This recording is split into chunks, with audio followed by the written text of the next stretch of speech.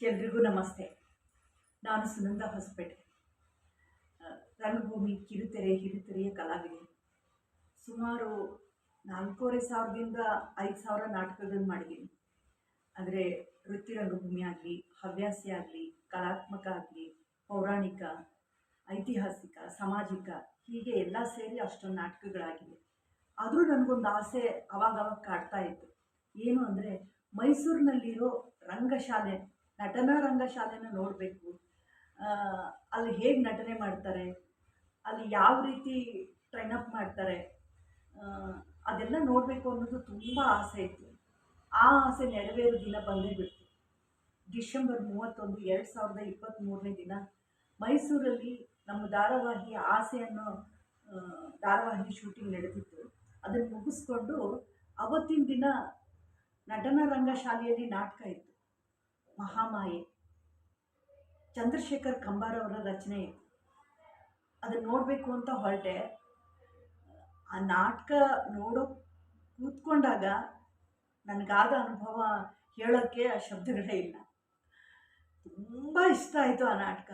ಅಬ್ಬಬ್ಬಬ್ಬ, ಏನದು ಅವ್ರ ನಟನೆ, ಅವ್ರ ಕಾಸ್ಟ್ಯೂಮು, ಅವ್ರ ಮೇಕಪ್ಪು, ಅದು ಯಾವ ರೀತಿ ಟ್ರೈನಿಂಗ್ ಕೊಟ್ಟಿದ್ದಾರೆ ಅವರಿಗೆ. ಅಲ್ಲ, ಎಲ್ಲ ಅವರೇ ಮಾಡ್ಕೊಳ್ತಾರೆ. ಕಾಸ್ಟ್ಯೂಮ್ ಸಮೇತ ಅವರೇ ರೆಡಿ ಮಾಡ್ಕೊಳ್ತಾರಂತೆ, ಮೇಕಪ್ ಅವರೇ ಹಾಕ್ಕೊಳ್ತಾರೆ. ಆ ಡೈಲಾಗ್ ಡೆಲಿವರಿ, ಅಬ್ಬಬ್ಬಬ್ಬಬ್ಬ. ಹೌದು, ಆ ಮಕ್ಕಳದು ಫಸ್ಟ್ನೇ ನಾಟಕ, ಮೊದಲನೇ ಪ್ರಯೋಗ ಅದು. ಅವರು ಮೊದಲನೇ ಪ್ರಯೋಗ ಮಾಡ್ತಿದ್ದಾರೆ ಅಂತ ಅನ್ನಿಸ್ಲೇ ಇಲ್ಲ. ಅಷ್ಟೊಂದು ಅದ್ಭುತವಾಗಿತ್ತು ಆ ನಾಟಕ. ಆ ನಾಟಕ ನೋಡಿದ ಮೇಲೆ ಇಷ್ಟು ದಿನ ನಾನು ನಾಟಕ ಮಾಡಿದ್ದಕ್ಕೂ, ನಾನು ಕಲಾವಿದ ಆಗಿದ್ದಕ್ಕೂ ನನ್ನ ಜನ್ಮ ಸಾರ್ಥಕ ಆಯಿತು ಅಂತ ಅನಿಸ್ಬಿಡ್ತು. ಒಂದು ವೇಳೆ ಆ ನಾಟಕ ನೋಡ್ತಿದ್ರೆ ನಾನು ತುಂಬ ಮಿಸ್ ಮಾಡ್ಕೋತಿದ್ದೀನಿ ಅಂತ ಅನಿಸ್ತು. ಅಂಥ ಅದ್ಭುತವಾದ ನಾಟಕ.